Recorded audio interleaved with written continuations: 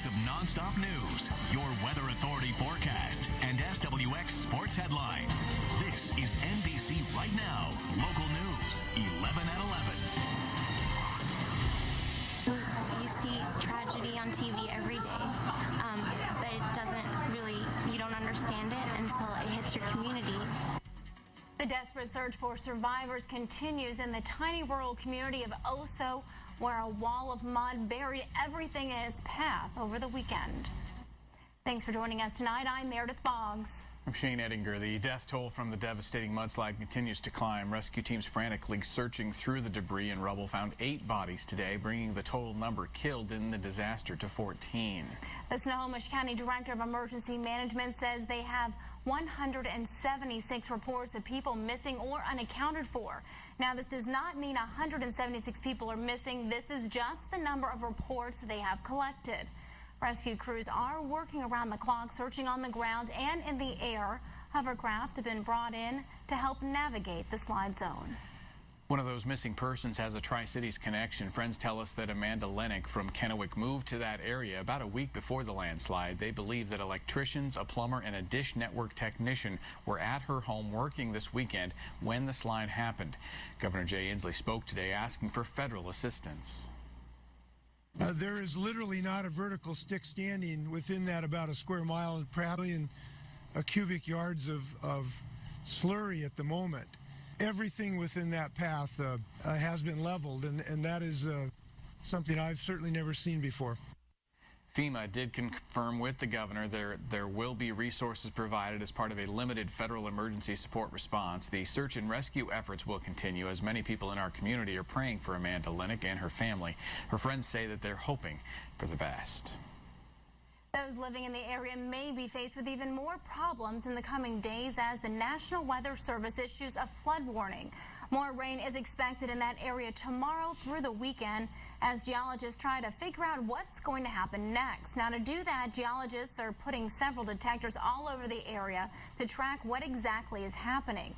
A Spokane geologist has been in contact with those scientists and explains the dangers of an active landslide, which he saw at work this weekend. Those deposits are much more stable. They're in the valley bottoms. There's they were deposited in a relatively stable fashion as opposed to these ones that are on the west side in the valley sides.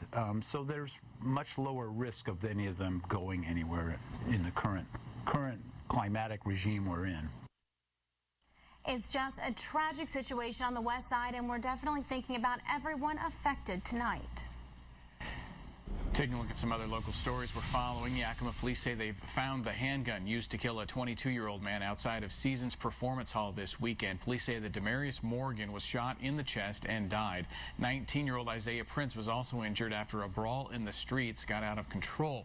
According to court documents, witnesses say they saw Morgan punch someone in the face, and then they saw 18-year-old William Escobar Martinez pull out a handgun and fire several shots.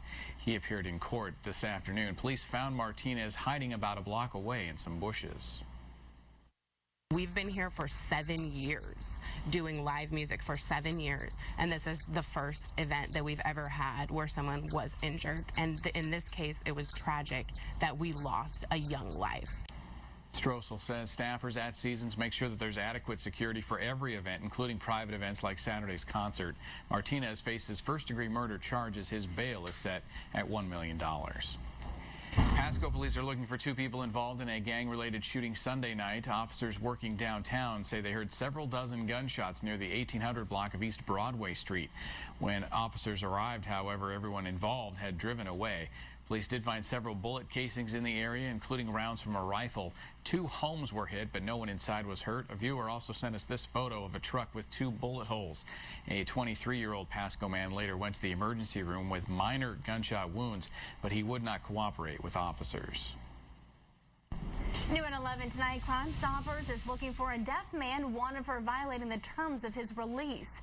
30-year-old Gabriel Antonio Velasquez is 5'7" and 150 pounds with brown hair and brown eyes. He also goes by the name Gabriel McNeil and was last known to live in Kennewick. If you have any information on this man, call Crime Stoppers at 586-TIPS or 1-800-222-TIPS.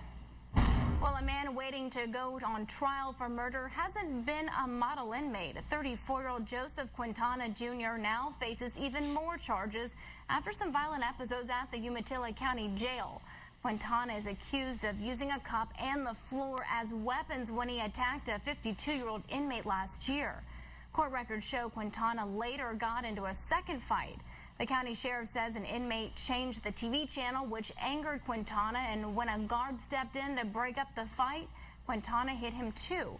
Quintana is also accused of stabbing Alan Spencer in Pendleton. A group of Tri-City leaders wants to see some improvements to the local justice system, like the creation of a mental health court and a stronger effort to fight gangs. The Citizens for Safe Communities hope that voters will approve a new sales tax increase to help make those improvements a reality. Kennewick Police Chief Ken Hohenberg explained today that a new sales tax on the August primary ballot will not only save lives, but make sure that the right people get the justice they deserve. The proposed sales tax would add an additional 3 cents to a $10 purchase. It would only be in effect for 10 years. Well, you want your hard-earned tax dollars to be put to good use, but that isn't always the case. The city of Sunnyside is investigating a public works employee who is accused of using tax dollars for personal purchases.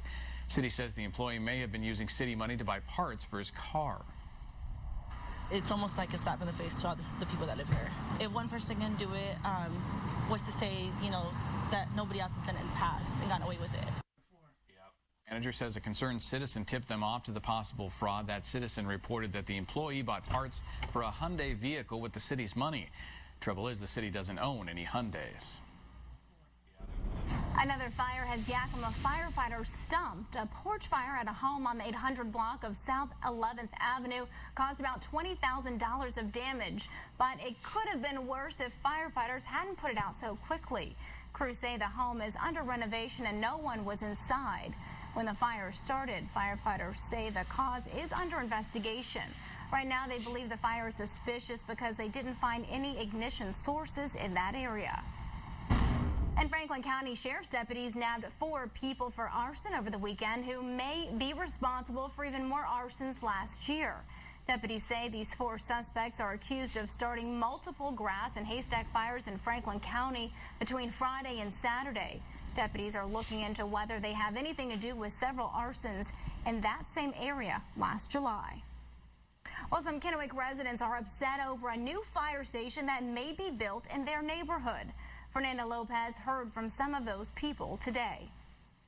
They have several reasons to not want the new fire station right here on Kellogg and 10th Avenue in Kennewick. The city is looking into this law right behind me. But if you look over here, this is a gas pipeline, and some residents believe it'll cause some problems. They're questioning the legality of putting such heavy equipment on it. The city tells me they're taking all of their concerns into consideration and assure me there shouldn't be any issue with the pipeline on the property. Another major concern is traffic. Some are wondering if streets will have to be redone because there's no room to pull over when a fire truck is coming. But the city says it isn't an issue now and it won't be later. I'd like to get some answers. I want answers to all these questions. I want to know how much this is really going to cost the taxpayer. The city has until early August to make a final decision on the property, and they're holding a meeting on Wednesday at 6:30 at City Hall to address any more concerns. In Kennewick, Fernanda Lopez, NBC Right Now. A couple of local artists are topping the charts. Alan Osborne and Chris Lloyd, along with their producer Ed Daly, can't seem to let go of their gold-plated record. Osborne's song I'll Be Waiting There For You and Lloyd's song Until the Earth Stands Still both hit #1 on the New Music Weekly national charts. Both songs were recorded in Kennewick at Rainmaker Studios last year. New Music Weekly is based out of Los Angeles, and the chart is put together based on radio station plays throughout the country. I was really shocked to see it go to #1. I, figured it'd do good, but that was pretty good. The one thing over time that I've learned is if it's going to come to you, it's going to come, so you just wait it out and you got to be patient. That's the thing, and I was just blessed enough to have it go that far. Osborne is also part of a well-known local band called Stompin' Ground. Oh, time now to check out the weather, and it's going to be rainy as we go through the next couple of days. We started out today with beautiful conditions out there, mostly sunny skies, light winds, warm temperatures. Now we're watching that storm move into the coast, and already radar's picking up the showers out on the west side. They're going to come up and over the mountains tonight, and tomorrow it's going to be a chance of rain showers, and we might even see some thunder cells embedded within those showers as we go through the next couple of days. It's nice and dry up in Snoqualmie Pass right now. I'm back in a few minutes, and we'll check out that extended outlook. Now it's time for your leadoff sports with Greg. Thanks, Tim. Well, in the leadoff spot tonight, the Tri-City Americans are against the ropes. After losing the first two games of their playoff series to the Kelowna Rockets on Friday and Saturday, they trailed 2-0. Luckily, the series does ramp back up tomorrow for Game 3 on home ice at the Toyota Center as they host the Rockets. Meanwhile, out east, the Blazers fall on a nail-biter to LeBron James and the Miami Heat, 93-91. Damian Lillard's shot on the buzzer was blocked by Chris Bosh to hand Portland yet another loss in the second half of this season. Well, coming up in sports, we'll hear from the Americans firsthand ahead of tomorrow's playoffs game, plus Blazers highlights and some Mariners spring training games. Guys? Thank you, Greg.